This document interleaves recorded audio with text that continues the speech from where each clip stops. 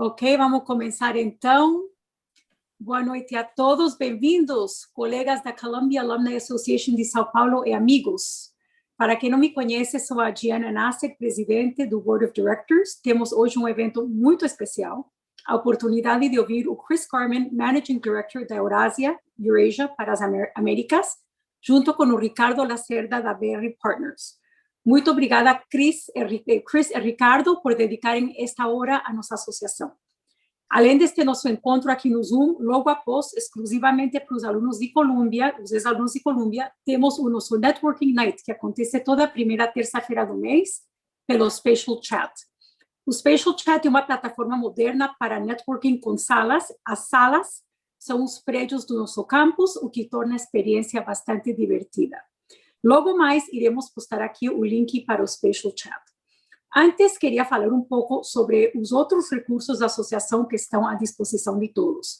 O nosso hub, o centro de tudo, é o nosso site. Nele temos uma aba de eventos passados com os links das gravações e os futuros eventos. O evento de lançamento dos Angels com Paulo Passoni, que foi muito interessante, por exemplo, foi gravado e o link está no site. Este evento também será gravado. O site conta também com um diretório dividido por escolas. No perfil, cada um pode acrescentar um short bio e a descrição do seu trabalho, uma foto e, se quiser, um e-mail de contato. Outra aba importante do site é de Professional Opportunities. Lá temos, neste momento, várias vagas de emprego postadas da JLL, da Stone Company e da CGM Advogados. Fiquem à vontade para acrescentar as vagas que estão disponíveis nas suas empresas. É bastante user-friendly o site, mas com muito prazer podemos postar as suas vagas por vocês. É só entrar em contato. Temos também a aba dos Columbia Angels Brasil, pela qual é possível submit os pitches ou se inscrever para participar na organização dos eventos e da seleção dos pitches. Fora o site, temos páginas no Facebook, Insta e LinkedIn. Curtam as nossas páginas e sigam a gente, e lá postamos todos os nossos eventos. Os links do nosso site e das páginas de social media estão na parte inferior de todos os e-mails. O Spotlight do Networking Night do mês de julho, na primeira terça-feira do mês de julho, que será 6 de julho, será a Amy Shayo Chairman, que é a Latin America and Brazil Equity Strategist do JP Morgan. Sou muito fã dela, que foi apresentadora do Bloomberg quando morava em Nova York. Bom, da minha parte é isso, então passo a palavra para a minha querida colega Ju Martini. A Juliana é a Vice President da nossa associação. Ju, é com você. Boa noite a todos, bem-vindos. É um enorme prazer receber aqui o Chris e o Ricardo nesse nosso encontro, ambos que são figuras chaves aí no debate sobre os desafios enfrentados pela América Latina e o Brasil, e ambos que despontam como líderes nas análises e nas trocas sadias de ideias sobre os melhores caminhos para a solução dos nossos dilemas. Eu acho que o Ricardo já conseguiu entrar de novo? Então, obrigada, Ricardo e Cris, pela generosidade de vocês dedicando o tempo a esse nosso encontro. E eu vou apresentar rapidamente o Chris Garman, que pesquisa temas relacionados à gestão macroeconômica e os seus impactos políticos em mercados emergentes e estudos comparativos sobre eleições nacionais com foco na América Latina. Ele também lidera a cobertura da Eurasia sobre o Brasil e tem sido fundamental na orientação da análise dos cenários e impactos consequentes da pandemia do coronavírus. Antes de se juntar ao Eurasia Group, Chris era analista político sênior da Tendências Consultorias Integrada, uma das principais consultorias econômicas brasileiras. Ele também foi fellowship do Instituto de Estudos Econômicos, Sociais e Políticos de São Paulo, onde pesquisou sobre a política dos bancos centrais na região, e do Centro de Estudos da Cultura Contemporânea, onde comandou pesquisa de campo sobre o federalismo brasileiro. Christopher é mestre em Ciência Política pela Universidade da Califórnia, em San Diego, e bacharel pela Grinnell College. O Ricardo, muitos de vocês já estiveram no evento passado. Ricardo, ele fez MBA em Colômbia, é sócio fundador e CEO da BR Partners. Antes de fundar a BR Partners, ele foi Head de Investment Banking no Citi, primeiro para o Brasil e depois para a América Latina. e antes do Citi foi Country Manager da Goldman Sachs no Brasil e vice-presidente de Investment Banking em Nova York. Além dessa carreira de sucesso, um grande apoiador das atividades da nossa associação no Brasil e da abertura de oportunidades de trabalho para os nossos graduados. Eu vou, então, temos aí as pessoas ainda chegando, mas já vou passando a palavra a ambos. Nós tínhamos pensado em organizar esse encontro em 3 grandes blocos, onde cada um falaria seu ponto de vista, ou o Chris fica à vontade de colocar suas estatísticas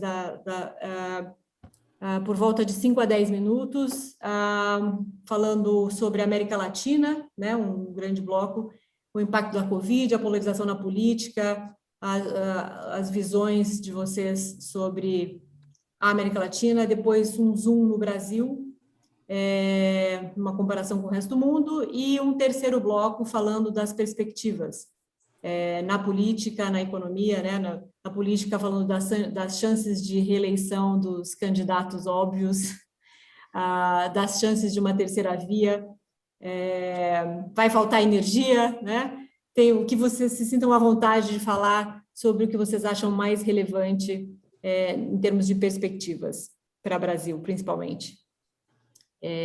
Eu vou deixar, então, aqui o Ricardo. Ambos estão com seus microfones ativos? Sim, obrigado. Acho que... Obrigada, Ricardo. Obrigada, Cris. Um prazer em ouvi-los. E no final a gente vai fazer perguntas. Nós vamos colecionar perguntas dos participantes e vamos alimentar vocês das perguntas. Então, depois dessa discussão entre vocês e pontos de vista que vocês têm, a gente vai sugerir algumas perguntas vindo dos nossos participantes. Perfeito. Mas, olha, bom, do meu lado, só queria agradecer o convite para poder ter esse bate-papo com o Ricardo. É uma tremenda honra também participar desse evento aqui organizado por vocês na Colômbia. Então, eu me coloco à disposição aí também, qualquer follow-up futuro, seria uma enorme satisfação. Tanto Ricardo e eu, a gente teve uma pequena reunião, como é que se pode dividir esse bate-papo, e a gente decidiu focar um pouco olhando a América Latina como um todo, né? O que está acontecendo na região e o que isso pode ter repercussões, o que significa para o Brasil especificamente, né? Eu acho, assim, o desejo de começar por um foco mais amplo só deriva das manchetes, né? A gente olha as manchetes hoje na América Latina, são realmente chamam a atenção. Nós temos uma eleição apertadíssima no Peru, que vai ser agora, chegando nessa próxima semana, entre um candidato radical de esquerda, com Castillo, contra uma candidatura da extrema-direita com Keiko Fujimori, né? Uma eleição muito polarizada e com propostas radicalmente distintas. Na Colômbia, nós tivemos o presidente Iván Duque, colocou na mesa uma proposta de reforma tributária, querendo fazer um pequeno arroxo fiscal, também financiar novos programas. Isso acarretava aumento de tributos em alguns produtos de consumo. Isso gerou uma onda de manifestações nacionais. O presidente teve que não só recuar essa proposta, mas também o ministro da Economia acabou saindo por causa desse episódio. Qualquer coisa que saia vai ser bem pequeno. No Chile, tivemos umas eleições para nomear representantes para a nova Constituinte, para refazer uma nova Constituição, e os candidatos de centro-direita, centro-esquerda saíram muito mal, os extremos saíram muito bem, e agora nós temos uma onda de incerteza sobre o caso de êxito de um país da América Latina com uma boa gestão macroeconômica. Então, o que isso nos diz sobre a política na América Latina? E, geralmente, eu sou muito cauteloso em olhar fios condutores entre um país ou outro, porque cada país tem uma história idiosincrática, específica no local, mas eu acho que existe um tema assim, né? E aqui eu diria que todos esses exemplos, acho, sugerem, do meu ponto de vista, adoraria escutar então a visão do Ricardo, mas eu acho que sugere que a América Latina vai ser uma das regiões mais penalizadas saindo da Covid-19, né? Se a gente olha em uma perspectiva mais comparativa com outras regiões.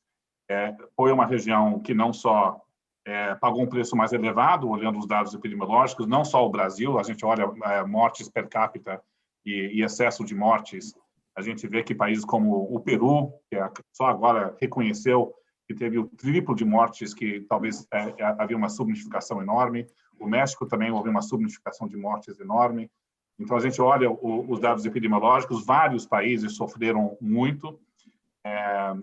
Governantes, ao longo do ano de 2020, não pagaram um preço muito elevado, porque os públicos estavam dando um crédito de confiança por uma crise que não era vista como responsabilidade, ou pelo menos a culpabilidade não era dos governantes, era uma crise externa sanitária, mas esse voto de confiança está começando a se dissipar. E se no ano de 2020 governos tinham espaço fiscal para poder gastar dinheiro para atravessar um período de paralisação da economia, o espaço fiscal em 2021-22 é muito mais restrito. E em comparação com mercados industrializados, que Estados Unidos, o pacote de ajuda que o Biden está fazendo nos Estados Unidos ou na Europa. Então, eu diria que a restrição fiscal se impõe mais na América Latina em 2021 e 2022. E a tese que eu tenho defendido é que o que nós vamos ver na saída da Covid-19, nós vamos ver uma aceleração dos movimentos políticos que a gente estava vendo antes da Covid-19. E aqui é importante lembrar qual era a foto da América Latina antes do choque da Covid-19 no ano passado. E a gente tinha, a foto não era uma foto muito boa para o prisma político. Quando a gente faz pesquisas de opinião na América Latina, a gente encontra que governantes estavam lidando com taxas de aprovação estruturalmente baixas, né? Não só por causa de baixo crescimento econômico, mas a gente fez várias pesquisas também qualitativas e também nacionais, que a gente tem parceria com alguns institutos de pesquisa. A gente viu que na América Latina você já estava tendo um contexto de uma revolta muito grande, não só contra a classe política, uma confiança muito baixa com instituições como a mídia, o judiciário, e uma frustração tremenda sobre a qualidade de serviços públicos. Uma revolta e insatisfação sobre a qualidade de segurança, de um lado, saúde do outro, educação, e uma associação de má serviços públicos com corrupção, né?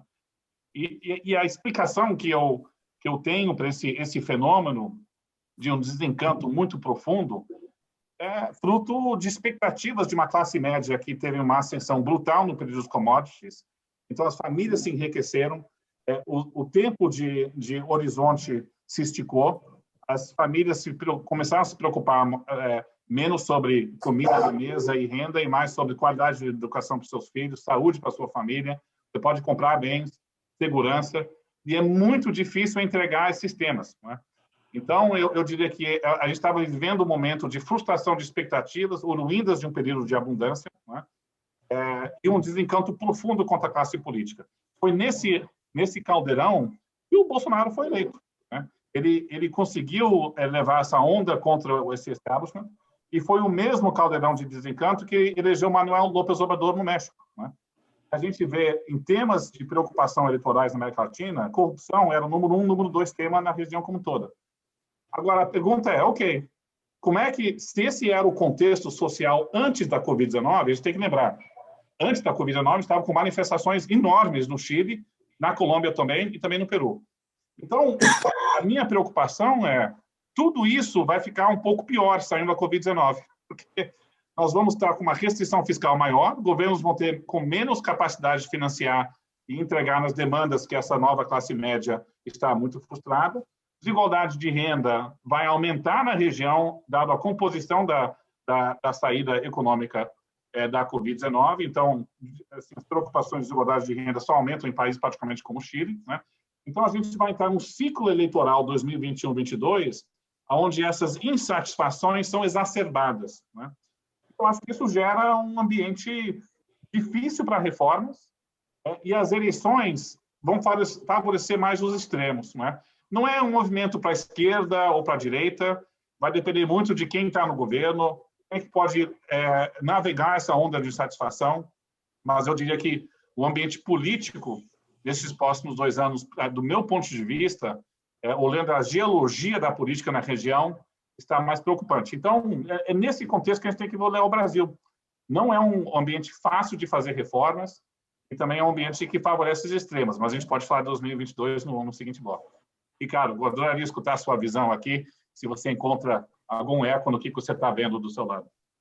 Não, eu concordo 100%. Bom, primeiro, boa noite a todos, né? Uma honra muito grande participar aqui do evento ao lado do Chris, que é uma referência para todos nós aqui nas visões que ele tem em relação à nossa região e visões políticas e econômicas. Eu basicamente endosso tudo que ele falou. A gente vem vindo aqui de um cenário muito difícil, né? Com muita polarização, uma polarização crescente aí em vários países, como a gente está vendo, como ele citou o caso do Peru, da Colômbia, do Chile, troca de poder na Argentina. No Brasil, a gente viu uma eleição, não apenas uma eleição polarizada, uma gestão extremamente polarizada, né? Onde o discurso eleitoral da pior qualidade possível continuou ao longo de todo o mandato, né? Separando a população, criando intriga e apostando muito naquela narrativa de que é essa polarização que vai garantir uma reeleição antes mesmo de ter cumprido com o mandato de governo. Então, uma região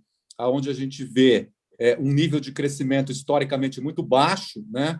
Onde a gente vê uma diferença social muito grande e onde a gente vê gestões políticas aí temerárias dos dois lados, tanto da esquerda quanto da direita. E fica, então, uma situação muito imprevisível. Eu acho que a única previsibilidade que a gente tem é que vai continuar bastante polarizado, podendo uma hora pender para a direita e para a esquerda, e essa frustração crescente, porque, evidentemente, quem é eleito com um discurso que funciona exclusivamente para uma eleição, né? E não funciona depois para poder unir o país, para poder gerir o país, e sim se aproveitar aí de todas essas diferenças. Então, acho que a gente vai ver, sim, um ciclo eleitoral aí de 21, 22 bastante tumultuado. Eu acho que pode pender aí tanto para a esquerda quanto para a direita em qualquer um desses países. Acho que a situação do Brasil também é uma situação muito semelhante, né? Já olhando aqui, a gente teve divulgação dos números de PIB hoje, que no âmbito geral foram mais positivas, né, do que o esperado. Então, acho que isso dá um alento aí para as pessoas de poderem aguardar um cenário mais positivo.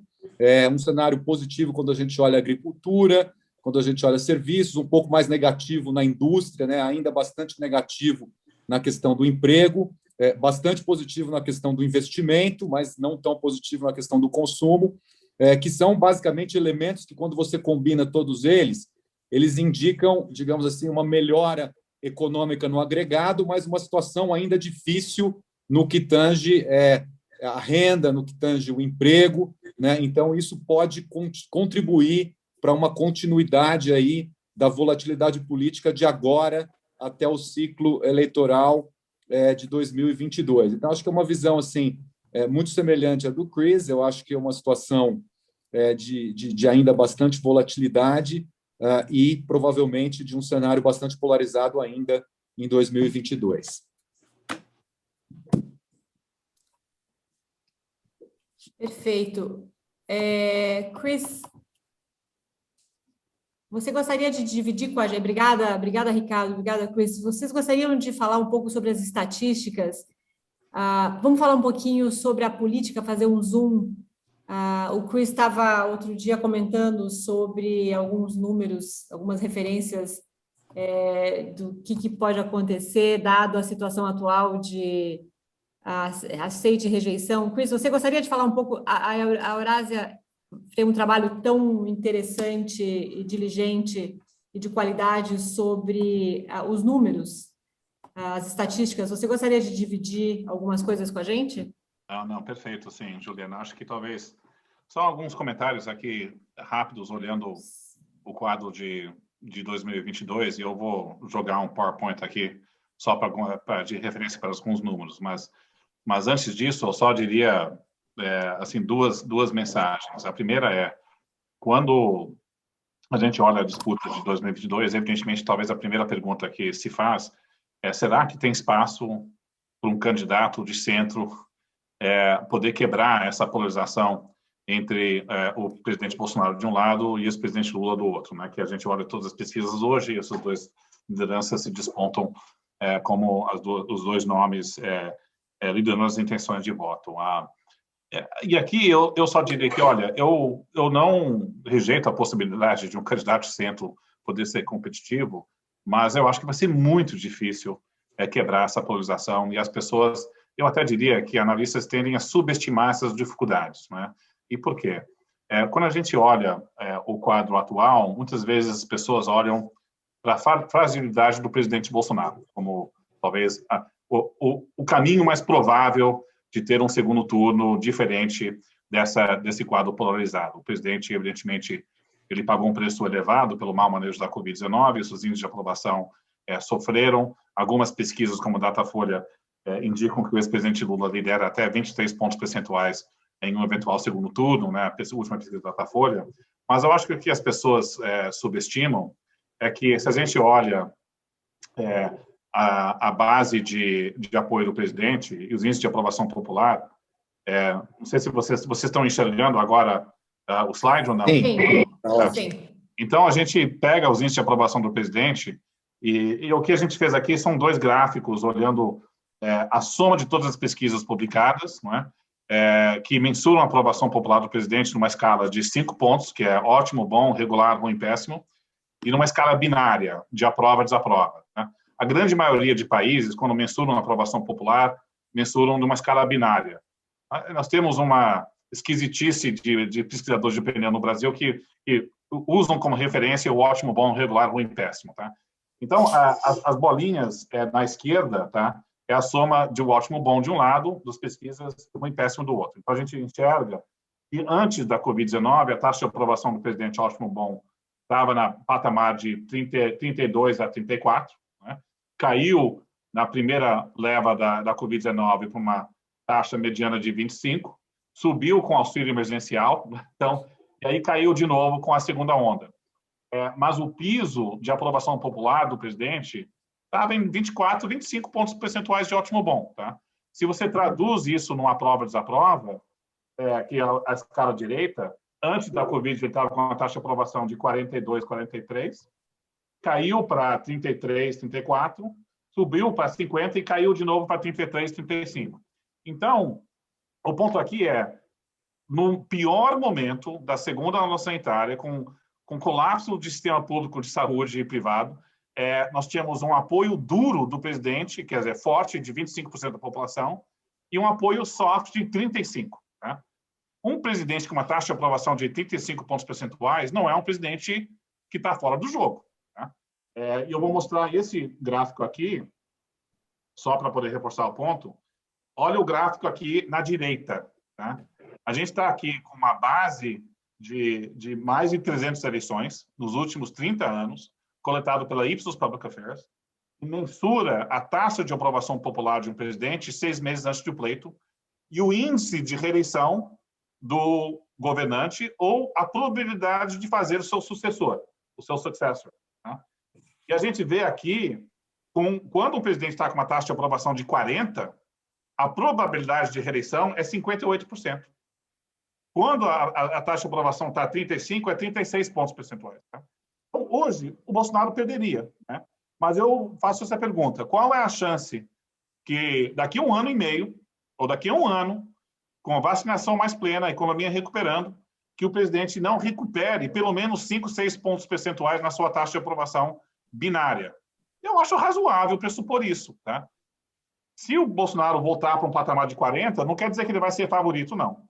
Ele tem uma taxa de rejeição mais elevada, uma figura mais polarizante. Eu acho que ele é um incumbente menos competitivo do que os seus pares com esse determinado nível de aprovação popular. O Trump perdeu com uma taxa de aprovação de 41, 42, mas por um fio. Tá? E o único ponto com esse patamar de apoio popular, e a aprovação dele não colapsou, e com a perspectiva de uma retomada do crescimento da economia segundo semestre desse ano, ele está bem no jogo. Eu acho muito difícil o presidente não estar no segundo turno. Tá? E a gente olha o ex-presidente Lula, também igual. Ele está com a identificação partidária do PT está em 25 pontos percentuais. O Lula consegue mais do PT. Com a saída da pandemia, a preocupação com o combate à corrupção cai. Então, a vulnerabilidade eleitoral do PT é menor hoje por causa do quadro sanitário. As grandes preocupações hoje são saúde e emprego, que são temas que o PT está mais forte. Né? Claro que ele tem vulnerabilidade no segundo turno, né? Mas ele tem um bloco muito forte. Né? Então, cada candidato tem uma base de apoio fiel de pelo menos 1/4 da população. E a gente tem que lembrar, Na última eleição, 21% do eleitorado se absteve, não compareceu nas urnas. E 9% votou nulo e branco. Então, nós temos 30% da população que não vota.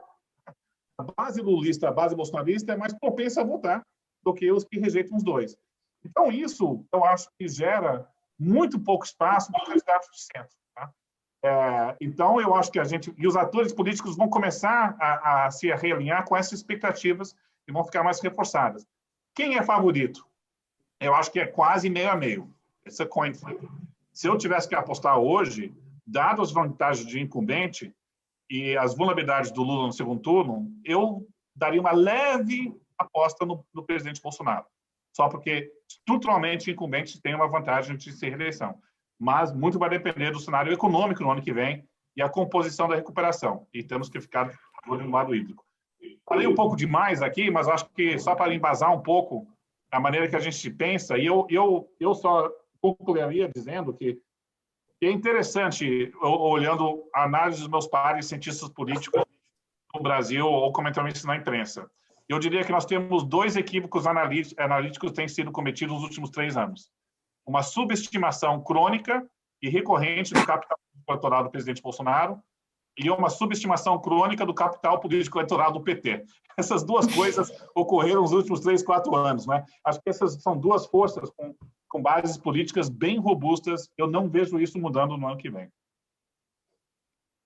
Não, acho que está extremamente bem embasada toda a sua opinião, né? Acho que essa análise, por exemplo, dessas 300 diferentes eleições aí do patamar de aprovação que praticamente assegura uma reeleição é extremamente indicativa e consistente com aquilo que a gente tem visto aqui no Brasil, né? Lembrando que após o Instituto da Reeleição ali com o Fernando Henrique, todos os presidentes foram reeleitos, né? Inclusive o próprio Fernando Henrique relativamente mais fraco ali na reeleição, o Lula também tinha acabado de passar pelo mensalão, a própria Dilma já estava com o início de uma crise econômica bastante grave e ainda assim foi reeleita, né? Então, concordo plenamente com você que todos os indícios são de que a gente vai ter, de fato, essa polarização. Eu, particularmente, sou engajado politicamente dentro do Partido Novo, que é um partido de centro, gostaria muito de ter uma terceira via, vou trabalhar para isso, vou empenhar,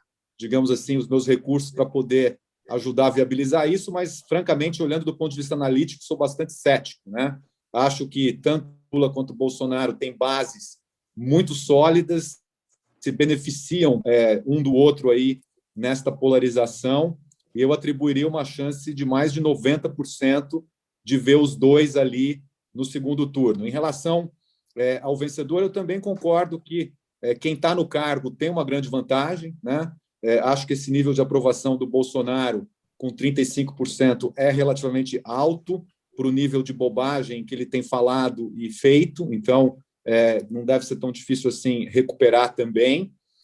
E aí, voltando ali para o patamar de 40 e poucos por cento, ele se torna extremamente competitivo. Agora, é um cenário que muda a toda semana. Eu, semana passada, por exemplo, estava um pouco mais cético em relação a uma reeleição, essa semana com alguns dados mais positivos em relação ao PIB, em relação, basicamente, a déficit público. Acho que pode haver uma onda de euforia aí na saída da pandemia, que certamente poderá beneficiar o presidente e tendo aí um mínimo de bom senso, né, ao lidar com questões como vacina, pandemia e outras questões sociais, ele pode sim ter uma recuperação que o leve a ser reeleito. Agora, acho que mesmo com uma reeleição do Bolsonaro, que é um governo mais de direita, tem uma equipe econômica extremamente competente, né, tem feito aí, não totalmente mérito do governo, né, a questão das reformas, né, mas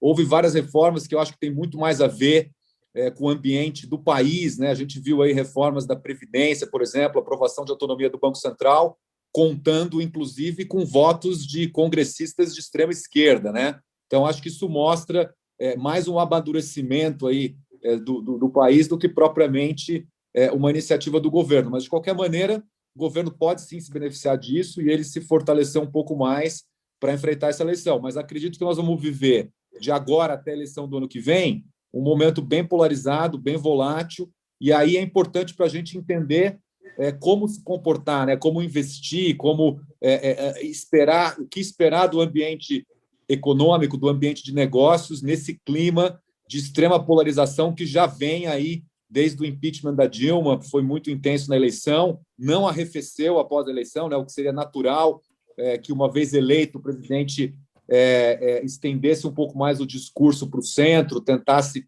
angariar mais apoiadores, mas ele foi justamente na linha contrária, sempre reforçando o discurso para a base dele e tentando se garantir sempre na polarização. Então, acho que isso aí vai continuar, e concordo com o Chris, aí, num cenário de 90% de Bolsonaro versus Lula na eleição, e com uma chance hoje, né? Hoje, dia 1º de junho, eu diria na margem um pouquinho mais para o presidente, mas oscilando bastante aí ao longo do tempo. Maravilha. Começaram a chegar as perguntas. Eu só gostaria, antes de fazer a pergunta aqui do Cláudio, falar um pouquinho mais sobre esse cenário de investimento na polarização, né? O que você enxerga, Ricardo? É possível ter uma visão de como defender os investimentos nessa fase de polarização? Olha, eu acho que, a despeito da polarização, você tem, digamos assim, alguns pontos bastante benignos aí na economia, né? A gente viu esse número do PIB que eu comentei, veio mais forte do que a gente esperava, os números de investimento também mais fortes, né? A parte de agricultura com uma surpresa bastante positiva, a parte de serviços também, mais positiva do que a gente esperava. Então, eu acho que isso aí corrobora a possibilidade da gente ter um cenário um pouco melhor, esse cenário aí de euforia pós-pandemia que tem muita gente apostando, né? A gente viu também o fluxo de capitais na Bolsa realmente aumentar esse ano, já foram 30 bi desde o início do ano, né?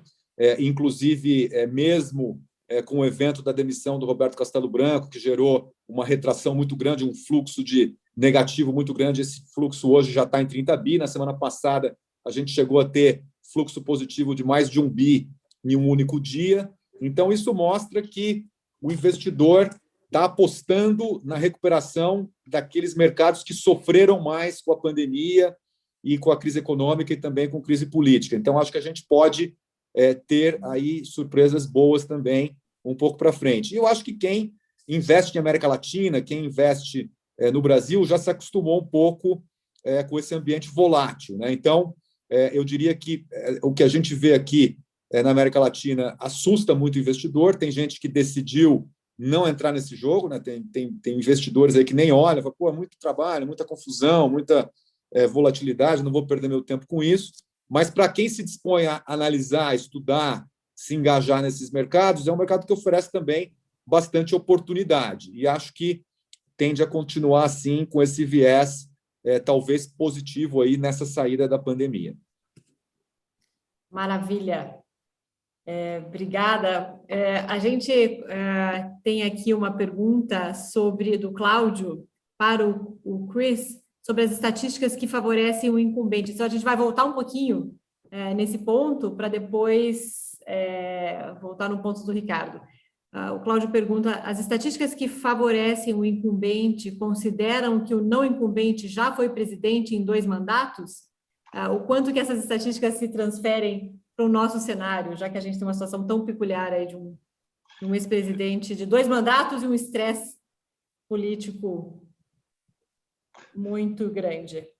Não, perfeito. Uma boa pergunta. Não, isso não considera ou desconsidera candidatos que já tiveram 2 mandatos ou estão seguindo reeleição para um 3º mandato, né? Então, acho que é mais agnóstico sobre isso. Só simplesmente pega qual a chance de reeleição de um incumbente, ou um incumbente que está buscando reeleição, ou a probabilidade de poder fazer o seu sucessor, dado o índice de aprovação popular 6 meses antes do pleito. Isso foi um paper até que eu escrevi junto com Clifford Young. Clifford Young é o Managing Director para Ipsos Public Affairs, ele é o chefe das pesquisas eleitorais globais da instituição, e a gente escreveu um paper junto olhando esse modelo de previsão eleitoral comparado com outros modelos, né? E acho que a aprovação de governo é a melhor mensuração de pessimismo ou otimismo no eleitorado. Nós temos vários outros indicadores, mas esse é o único indicador consistente que a gente tem nos países. E a gente inclui regimes presidencialistas e parlamentaristas. Né? Então, regimes parlamentaristas, quando você busca a eleição, você não tem mandato fixo. Né? Então inclui os dois. Mas os resultados são robustos, tanto para os dois regimes. Então, acho que valida um pouco mais essa tese. Mas eu diria que isso é só um ponto de partida, não é determinístico. Né? Então, até porque vai ser, só para reforçar o ponto, né? O ambiente econômico não vai ser fácil. A gente pode ter um crescimento do PIB de 5% esse ano, algumas casas estão revisando para cima, mas a gente está voltando para o patamar que a gente estava pré-Covid-19. Então, em termos de desemprego, pobreza, renda, todos esses nós não estamos nós estamos num cenário de dificuldades. Então, vai ser uma lição bem competitiva. Muito, muito difícil. O Cláudio também tinha feito uma pergunta, se na opinião de vocês, Lula em um terceiro mandato seria mais o Lula do primeiro mandato da política econômica do Palocci ou o Lula mais à esquerda da Dilma? Então, assim, se são esses dois candidatos, a gente tem que viver com isso. Se vocês puderem dar um pouco da visão de vocês, de como seria se o Lula tivesse esse terceiro mandato, e depois eu até adiciono o que seria o Bolsonaro do segundo mandato, se alguém consegue traçar algum cenário sobre isso. Quer pegar essa primeiro, ou o Ricardo quer que eu pegue? Eu acho que o Lula é uma pessoa que tem uma extrema sensibilidade política. Então, nós vamos ver o Lula que conseguirá ser eleito, se é que ele vai ter chance de ser eleito. Não é tão simples assim. O Lula tem um índice de reconhecimento muito grande em pesquisas e tudo, mas ele ainda é uma figura, digamos assim, bastante rejeitada também, né? Então, eu diria que as chances de eleição dele ainda são bastante questionáveis, mas eu acredito que ele vai, para se viabilizar, seguir o caminho político de pragmatismo que ele sempre seguiu. Ele foi eleito com o discurso e com a carta ao povo brasileiro em 2002, fez um primeiro mandato relativamente positivo, com pessoas bastante competentes na equipe econômica e também em outros ministérios, né, com pessoas bastante notáveis, e depois, lamentavelmente, migrou para um caminho bastante fisiológico, ideológico, corrupto, no segundo mandato ali, mas ainda assim conseguiu bombar a economia e eleger a Dilma, né? Então, eu acredito que a gente vai ver um Lula pragmático, procurando um pouco mais de aliança ao centro, né? Se o Bolsonaro continuar desgastando tanto a relação dele com o centro, acho que o Lula tem possibilidade de capturar um pouco isso, mas eu acho que ele vai se adaptar ao cenário, e eu diria que, com a experiência política que ele tem, a grande vantagem é que ele tem essa sensibilidade. Já o Bolsonaro, acredito que não, acredito que ele vai dobrar a aposta dele no caminho mais radical, vai fazer um pouco do que a Dilma fez, né? Que também não era uma figura com esse perfil político, e que, basicamente, ali em 2013, quando estava no auge da popularidade dela, acabou tomando medidas econômicas temerárias para conseguir um aumento marginal de aprovação, e o que acabou colapsando completamente o governo dela e levando ali por um caminho do impeachment, né? Então, eu acredito que o Bolsonaro já deixou claro, né? Não precisa nem questionar muito qual é o caminho que ele vai seguir, vai continuar apostando na radicalização, na polarização, na fidelidade dos apoiadores que ele tem, para poder se viabilizar no segundo turno. Acredito que com 99% de chance vai estar no segundo turno, e a partir daí apostar na questão da rejeição do PT, na questão da rejeição à esquerda, né? E do medo, digamos assim, de um governo de esquerda para poder se garantir novamente no poder. Perfeito. A gente tem todos esses cenários sendo traçados, com toda a dificuldade dos episódios que a gente sempre acompanha.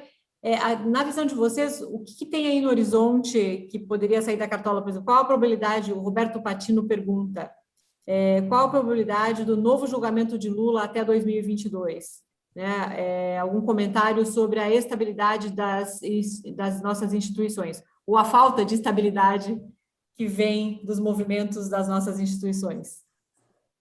Atravessando aí o cenário. Eu acho, assim, pegando essa pergunta, e também queria comentar também da pergunta anterior, mas eu acho a probabilidade muito baixa de ter uma nova condenação do ex-presidente Lula para poder desqualificá-lo do pleito para o ano que vem. A gente pode entrar numa discussão do mérito da decisão do Supremo, né? Mas a gente olha a possibilidade, o rito de uma recondenação é um processo demorado. Nós não temos um ambiente de pressão da opinião pública pela condenação do ex-presidente, como a gente tinha alguns anos atrás. Nós estamos vivendo um momento muito distinto. E também nós temos, né, alguns dos casos que o presidente foi condenado, ele nem pode ser condenado nesses mesmos casos, porque já passou o prazo para ele poder de validade dessas acusações. Então, olhando juridicamente, é um caminho muito difícil, e acho que todos em Brasília já dão como favas contadas que ele vai ser o candidato. E dentro do PT também não existe um debate se ele vai ou não vai ser candidato. Eu achei bem interessante assim, a última pergunta, o que esperar de um segundo governo Lula, se ele vai ser Lula 1 ou vai ser mais próximo a Dilma. Concordo plenamente com você, Ricardo. Acho que nós temos o ex-presidente Lula é um animal político essencialmente pragmático. Ele sempre foi nas lideranças sindicais dentro do PT também. Ele reage a incentivos. Ele tem instintos políticos muito aguçados. Ele é um orador fantástico. Ele é um talento político na geração. Só independente da orientação política, acho que a gente pode reconhecer isso. Mas eu diria o seguinte, que mesmo que ele faça um movimento para o centro no discurso, de se colocar como uma liderança que vai conversar com os centros empresariais, com o mercado financeiro, movimentos sociais, sindicais, reunir todos na mesa contra o, entre aspas, desastre do governo Bolsonaro, esse vai ser o discurso e estratégia dele, eu acho que vai ter muita preocupação da política econômica dele assim, depois da eleição, porque a gente olha o que as lideranças petistas que eu converso, que eu tenho escutado, o que eu tenho escutado é que eles estão com uma visão que o teto do gasto morreu. E hoje o teto do gasto é a principal âncora fiscal que o mercado tem. E se a gente olha um diagnóstico dentro do PT, que você tem que descartar o teto, você tem que acomodar mais gastos, reancorar expectativas numa nova regra e aumentar tributos para poder equilibrar as contas fiscais, isso é uma mensagem que vai gerar muito ruído. A gente olha as principais demandas eleitorais hoje, em termos de saúde de um lado ou emprego do outro, é uma demanda para mais gasto, né? E o Lula e a campanha petista não tem incentivo para apaziguar as preocupações do mercado financeiro sobre a gestão fiscal. Porque a maior das preocupações inibem a recuperação da economia, inibem investimentos, aumenta o desejo de mudança. Então, eu diria que o período pré-eleitoral, acho que vai ser moderação no discurso, mas nenhuma sinalização concreta de equilibrar as contas fiscais. Aí, eleito, vai entrar numa crise de confiança tremenda e ele vai fazer algo minimamente irresponsável, mas é só para levar em consideração. Aí eu até, talvez uma pequena pergunta para você, Ricardo, você está na linha de ponta lidando com os investimentos, é que na Eurásia eu não estou sentindo esse risco eleitoral no preço hoje. Eu acho que não está entrando na conta de investimentos, mas o curioso para a sua percepção se isso pode inibir investimentos. Eu sei que você deu uma resposta que nós temos várias oportunidades na região, os investidores que olham atentamente, mas o curioso se você enxerga investidores segurando investimentos no ano que vem ou não, perante esse quadro de polarização. Eu não vejo isso. Eu acho que a gente sentiu ali, quando houve a virada de mesa no Supremo Tribunal Federal, em relação à liberação das condenações do Lula, a gente viu um movimento de preço ali, de reajuste, né?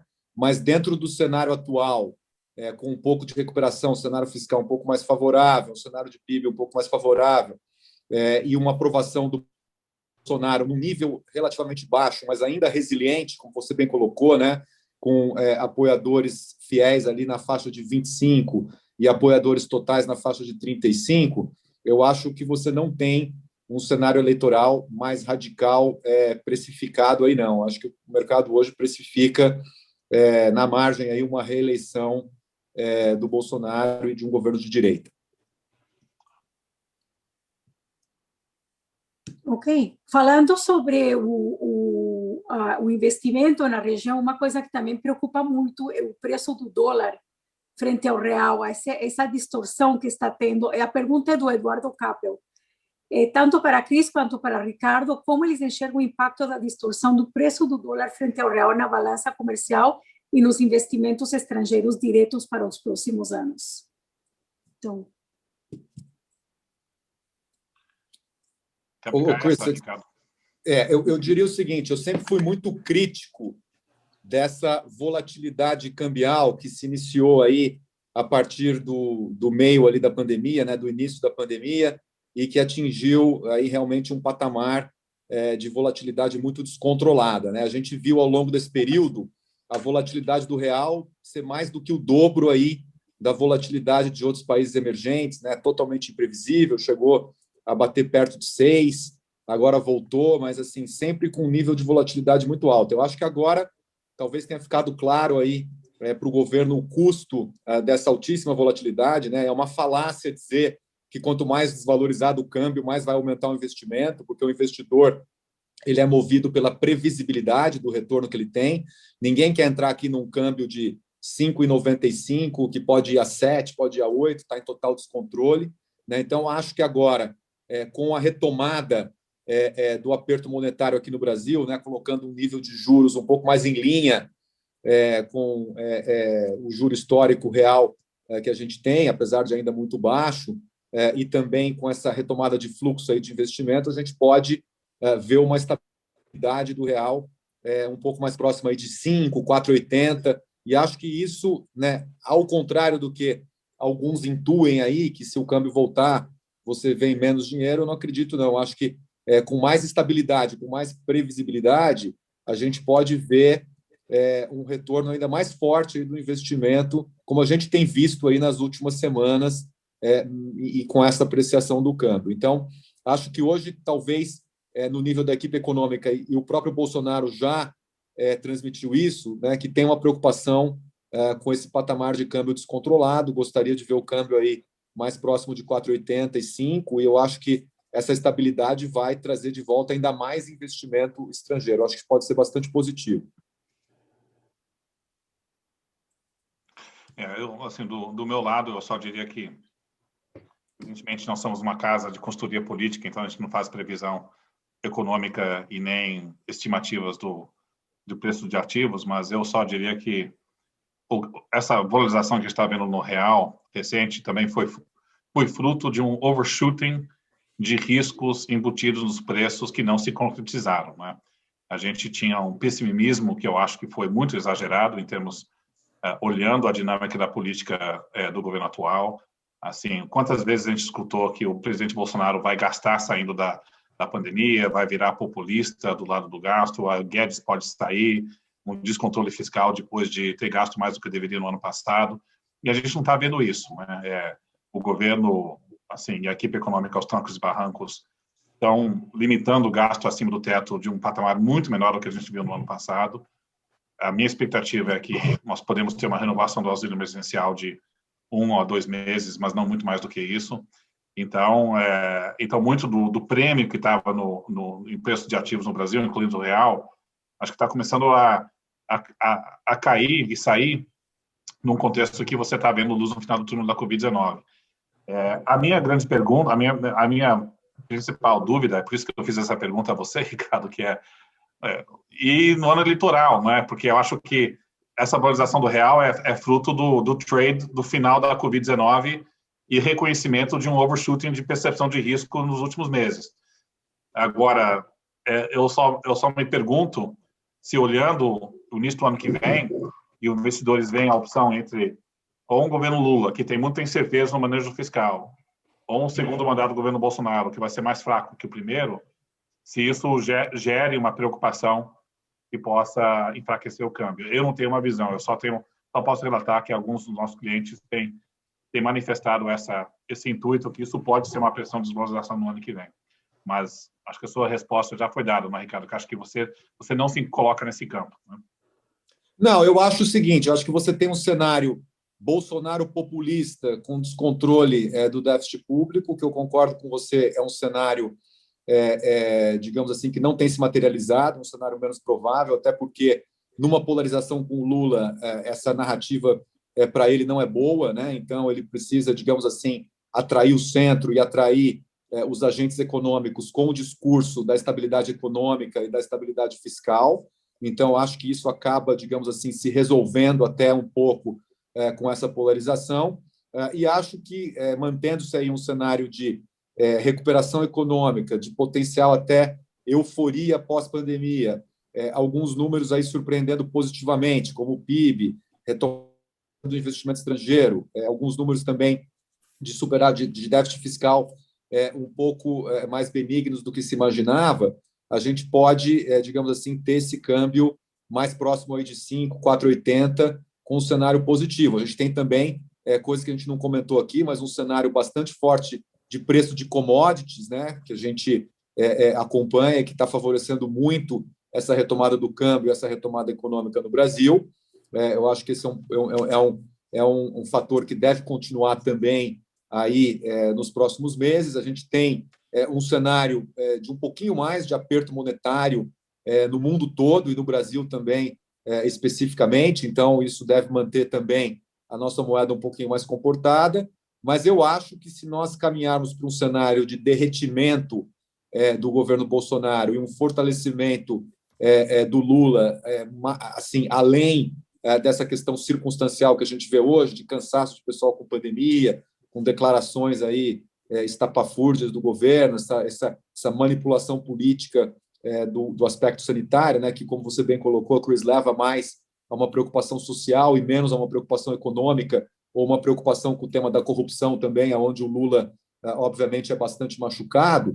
Mas se a gente começar a perceber uma polarização, mas com uma solidificação da posição do Lula que leve a crer que ele tenha realmente chance real mais perto da eleição, aí eu acho que a gente pode ver, sim, um cenário de câmbio e bolsa aí bem negativo. Mas não é o que está no preço hoje, não é o que a gente está esperando aqui, não é o que a gente está vendo em termos de comportamento do investidor estrangeiro em relação ao Brasil, em termos dos fluxos para o país hoje.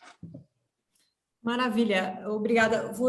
Aqui o Luciano Ferreira fez uma pergunta sobre sobre a aprovação, a chance de aprovação, o timing e a probabilidade de aprovação das reformas administrativa, tributária, a privatização da Petrobras, dos Correios, aquilo que seria a agenda natural se nós não tivéssemos sido atropelados por essa pandemia. Será que agora, na retomada, vindo a vacinação e a economia seguindo esse vento favorável, vocês veem real chance das reformas andarem? Quais e em que timing?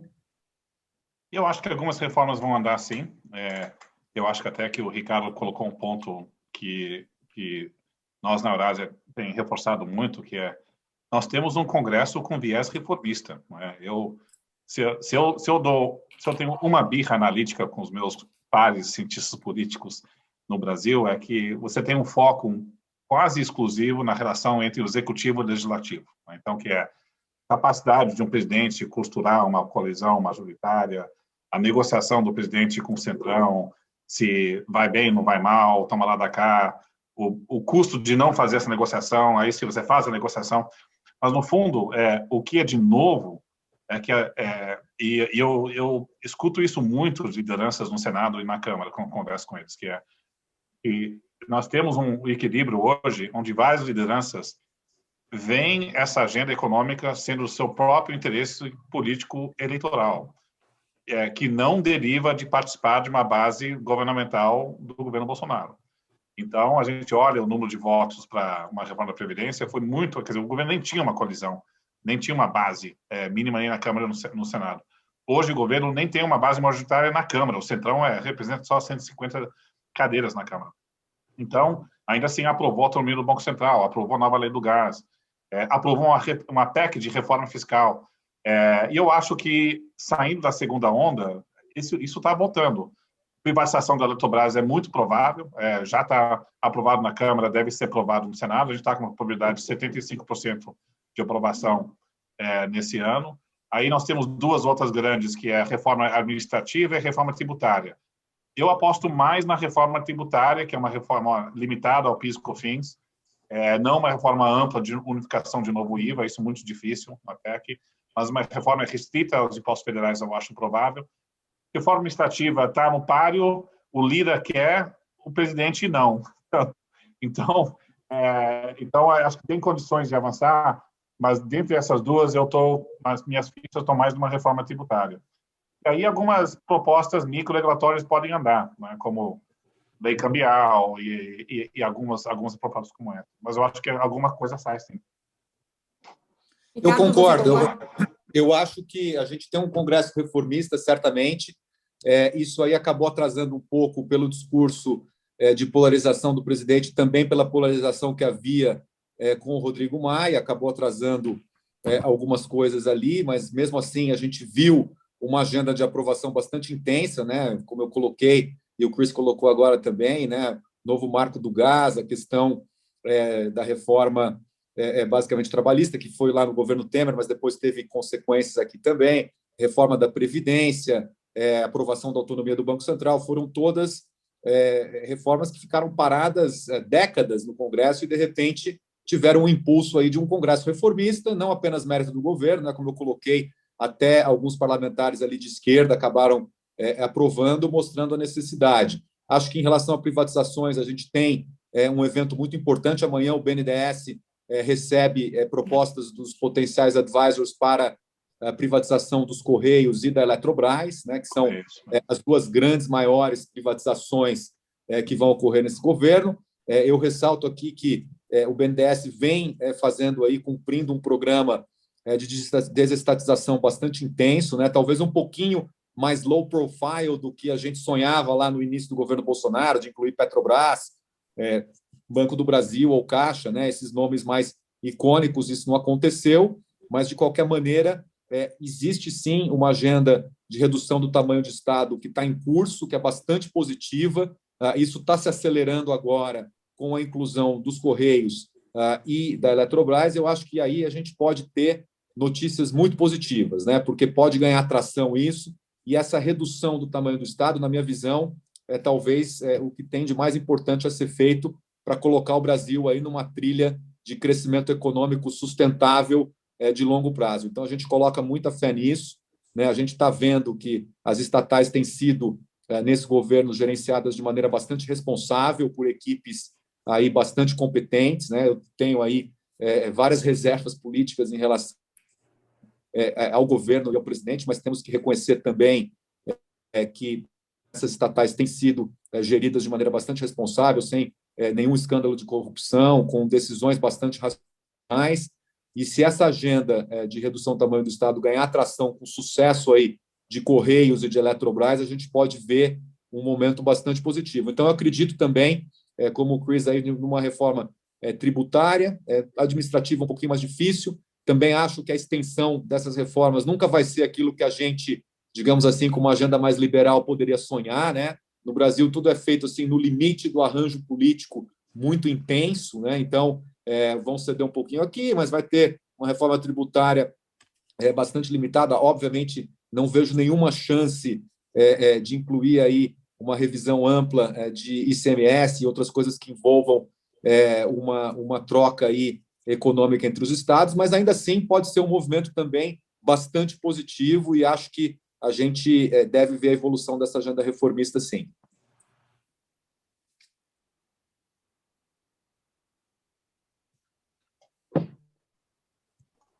Excelente.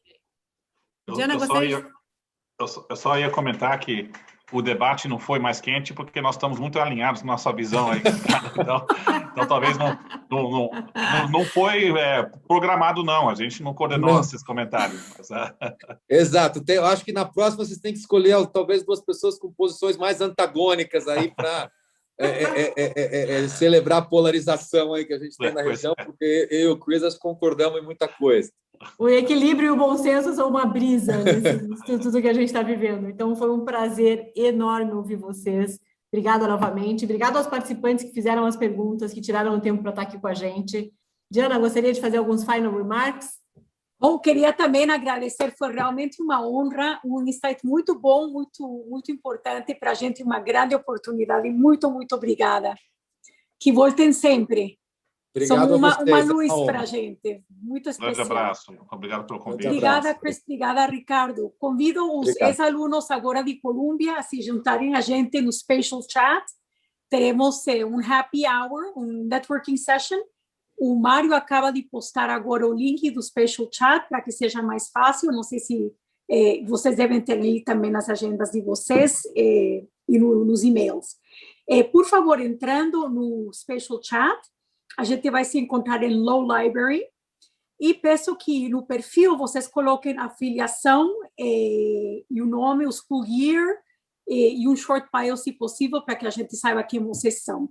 Ricardo e Chris estão convidados também a entrarem conosco no Special Chat. Obrigada por tudo. Muito obrigado. Boa noite. Boa noite.